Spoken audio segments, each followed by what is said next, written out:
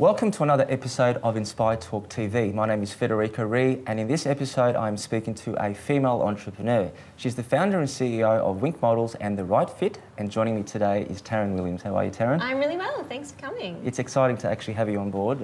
In fact, you're the first female speaker of the show. Oh, fantastic. So it's an absolute... I'm very flattered, thanks for having me. I'm flattered too. So let's get right to it, I guess. So I'm really interested to sort of explore the journey you've taken in your career, focusing very much initially in the modelling arena, but then obviously moving into other sectors that relate to recruitment or perhaps talent acquisition and so forth. So I guess the essence of this topic is about how are you disrupting media and advertising as well as your own industry. So I guess take us back to the very beginning, and where did it all start? So it all started for me, I started working as a model when I was about 15, and I absolutely love the industry. I mean, it's an incredible industry. You get to work with some of the most talented creatives in town, and I got to travel the world and do some amazing experiences, so I really can't fault it. But there was a lot of things in the process that sort of really jarred with me. There was a lot of inefficiencies and inequalities. Models really didn't get paid very well, and they didn't get paid on time. They didn't tend to have great relationships with their agents, and agents didn't tend to have great relationships with clients as well. So it didn't seem to me like anyone was really thriving in the scenario. So with the blissful naivety of youth at about 21 years old, I decided I would start my own agency, Wink Models, with the premise that we would treat everyone with decency and respect and pay them within 7 days. So that was where the idea sort of came from, and we still do that today. Awesome. So you have a lot of titles, or the public perhaps sees you as a game changer, as a disruptor, as an influencer. I'll call you all the hype words, yeah. Yeah, I'll call you an entrepreneur as well. I guess, what do you relate to the most out of all those buzzwords? Yeah, I think it's really interesting. I really do think there's been so many new buzzwords, in the last 12 to 18 months. It's really become a cool thing to be an entrepreneur or be in startups. Look, I don't think I identify necessarily with any of them. I do think they fit different parts of my journey along the way. I'm definitely flattered to be considered a game changer and to be changing our industry and looking forward to the future and what our industry holds. Well, looking at your achievements, looking at your profile, certainly there are quite a few ticks against your name. Thank you. So I do congratulate you for that. Thank you. So I guess from the modelling career that you had in the early years, you moved into the Rightfit, or established the Rightfit. Yes. Tell us a little bit more about that and what you do in this company. Yes, so the Rightfit is an online marketplace for creative talent. So it's an on-demand platform just like Uber, where clients can post a job and find anything they need to bring a creative execution to life. So anything from models to actors, influencers, photographers, videographers, hair and makeup. We really try to make it as seamless as possible for them to find everything they need, whether it's for a TV commercial or an experiential campaign or a social media campaign. So the Rightfit was born out of, over the last sort of 18 to 24 months at Wink, we were seeing a real change in the type of content that was being produced. So brands were moving more and more of their spend to digital advertising, and they were really looking for a different type of talent to appear in their campaigns, so more authentic and believable talent, and also the advent of this social media influencer, which was, a really new trend and topic in our space. So the Rightfit aims to really bring all of those people into one seamless platform where clients can easily and seamlessly search for what they need and transact and check out all in one place. Great, and according to the records that I have here in front of me, you have about 650 talent that you're managing at the moment? Yeah, so Wink has about 650 models. Right, okay. The Rightfit has about nearly 6,500 talent on the platform. Fantastic. So it's, great. Yeah, and I'm guessing a lot of the growing success every of that program has hinged on, you've mentioned social media, but also technology. Absolutely. So how does technology really come into it, and what's it done for you? Yes. So my first foray into technology was building an end-to-end onboarding software for Wink Models. There was nothing out there in the market. Everything was really manual. There was so much opportunity for human error.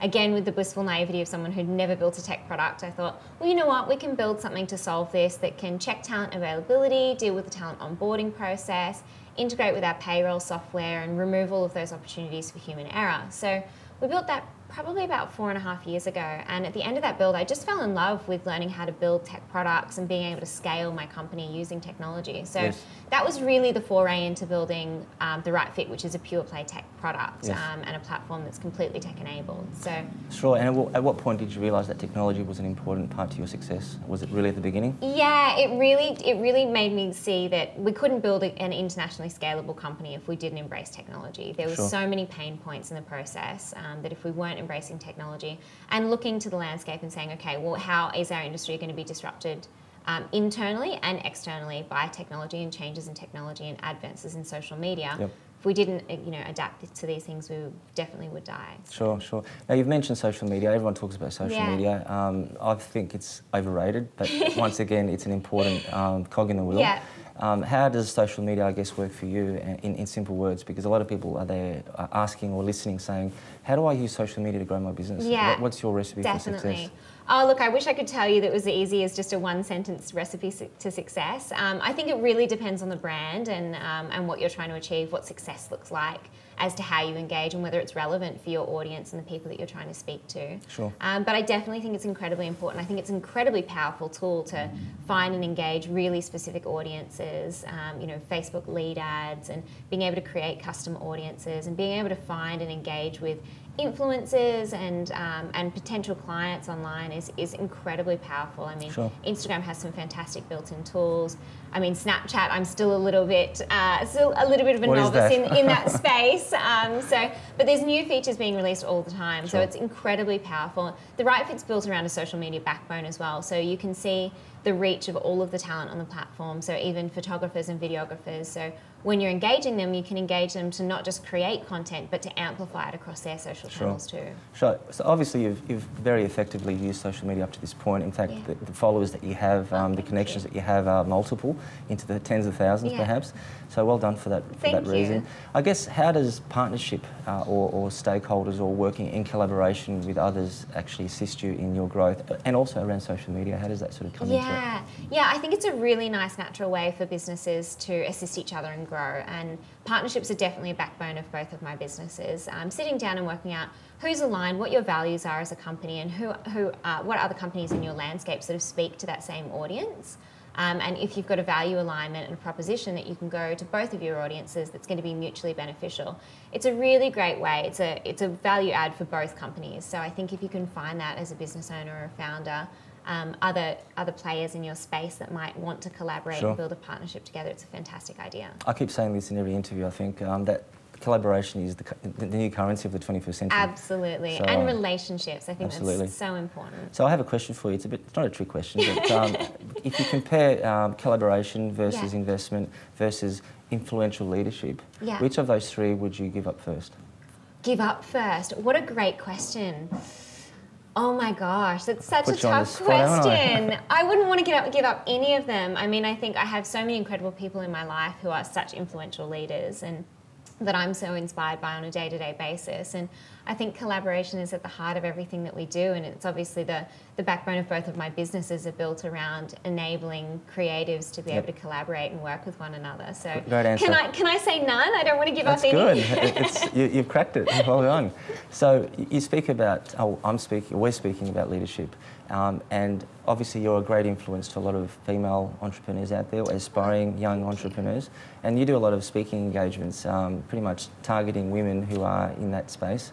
How does that work for them? How does it work for you? And what sort of relationship do you have with the audience that are particularly female? Yeah, I'm really passionate about encouraging women to take up STEM subjects and move into technology. I think there's desperately an underrepresentation of female as tech founders as well. So I think anything that I can do to play a role in encouraging young women to take up STEM subjects, feel confident about launching their own business, and see that it's a viable career option, see that they can get funding, that they will get the support that they need. I think it's really, really important. So anything that I can do to help young girls especially see that this is something that they might want to try, and that they don't need to potentially study coding if they don't want to, or that it doesn't need to be this intimidating field that's got so much jargon in it that seems really intimidating and really scary. Sure. That we can really increase the number of women who are founding tech companies and going on to be successful. Look, it's really honourable that you're supporting that area of business, and not all successful people do that per se. One of the topics that you focus on is mentorship. In fact, off-air you've said that you have a mentor, maybe you have several mentors, but you also encourage young startups to seek mentors. Definitely. Tell us a little bit more about the value of mentorship and maybe how it's worked for you.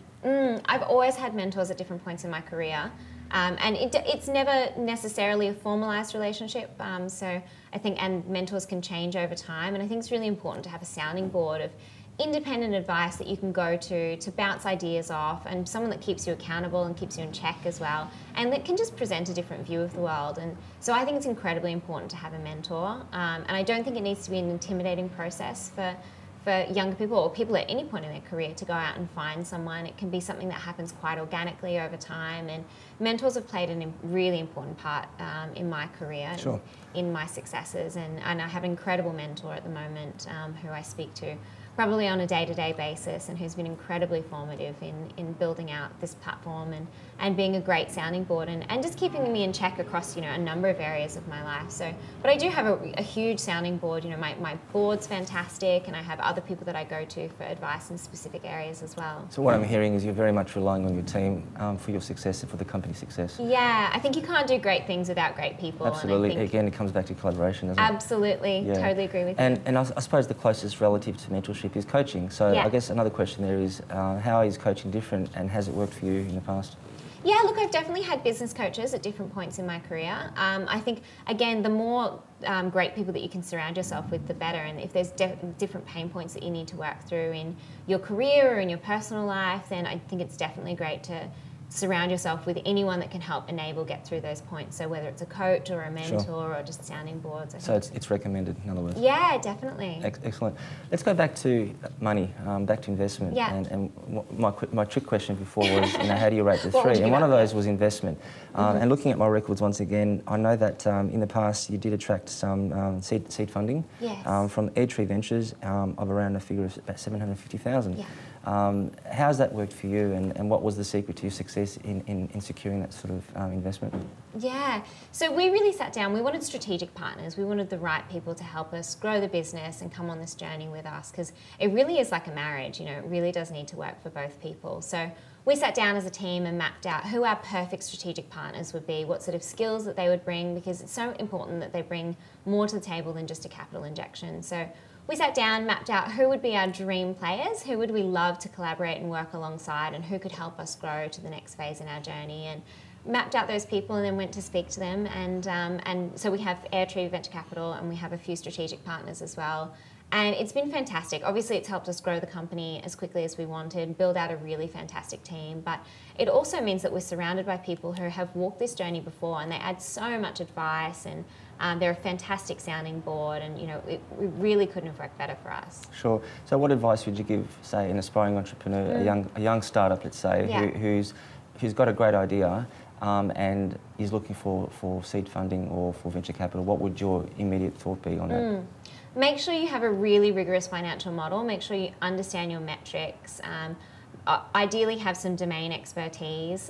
Have a great partner if you can, a business partner or tech partner or whatever it is that fills that skills gap that you might not have. Yes. And then go out and have those conversations. Don't be fearful about, you know, reaching out to someone on LinkedIn or you know, there's angels list directories and things like that, and sit down and have those conversations. But make sure you know your business inside out, and make sure you know what you're trying to achieve and what success looks like, because you can't seek investment if you don't know what success looks like, what you're going to use those funds for, and you need to be aligned on what success looks like together yes. as a partnership. So, sure. So really I guess money immediately is maybe overrated. Perhaps it's more about getting that model right than it is about getting all this cash to begin with. Definitely. Great advice. Sometimes you don't need to raise capital. Sometimes when you look back at, you know, the business model itself, you might be able to do it without raising. And I guess touching upon perhaps that other core element of leadership, certainly it's not overrated being an influential leader.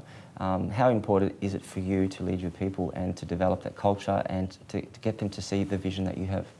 Oh, absolutely, especially in a startup. I mean, it really is all about believing in the business and believing in the idea. You're carrying big rocks uphill on a day-to-day basis. So your team need to be incredibly passionate about what they do. They need to really believe in the idea, in the dream, and they really need to want to come on this journey with you. So it is incredibly important. It's a big part of what we do when we hire here at the Rightfit and at Wink, you know, is go through what our values are, what we want to achieve, and where we see that person growing with us, and making sure that we're aligned on that vision. Great. So I have two more questions, and they relate to each other, I guess. If we look at the industry of media and advertising, what is perhaps one thing you'd like to have changed if it was within your powers? And looking at the future landscape of that industry over the next 10 years, what would it ideally look like for you? Oh gosh, great questions. If I could change one thing, I think it would be a respect for creatives, so all creatives, whether it's photographers, models, actors, influencers, really putting a value on their time and their energy and their creative output and ensuring that they're treated fairly and paid on time. And that does go both ways. So from the creative side as well, really appreciating that clients have an outcome that they need and making sure that you're aligned on the return on investment that they want to get and their vision of success. So that's definitely something that I'd love to change, and that's what we're trying to achieve with the Rightfit, is making the process as seamless and as transparent as possible for both parties. Sure. Where do I see the industry going in 10 years? I mean, I think things are changing. More technology. More technology. Things are changing so quickly. I mean, the changes that we've seen, even just in the last 12 months since we launched the Rightfit, have just been so exponential. So I think it's going to be, in 10 years, I have no idea. I mean, I think in the next 12 to 18 months, I think we're going to see a greater move to digital advertising spend, more spend on social media. There's going to be a greater adoption of social media influencers in campaigns to create and seed and amplify content. There's going to be a greater move to content co-creation as well. So I think there's going to be some really exciting and interesting changes, and who knows what's around the corner. I mean, I have no idea what new piece of technology is going to be released. So Taryn, what is your favourite quote? Oh gosh, I have so many. I do love "a good plan violently executed today is better than a perfect plan tomorrow" is one of my favourite ones. I mean, I think it ties so closely to startup life. I mean, you really do have to just execute so quickly, make decisions as quickly as you can with the information that you have at hand, and really keep moving forward and learning from those lessons, iterating, using the data that you have, and making sure that you can continue to improve and just keep making those decisions and moving forward. What a great ethos. Thank you. Please. Great. Look, the future does look exciting for those tech heads. Amen. And look, your insights have been very valuable, so thank you so much, Taryn, for sharing that with us. My pleasure. And I wish you all the best in the future. Amazing. Thank you so much. Thank you.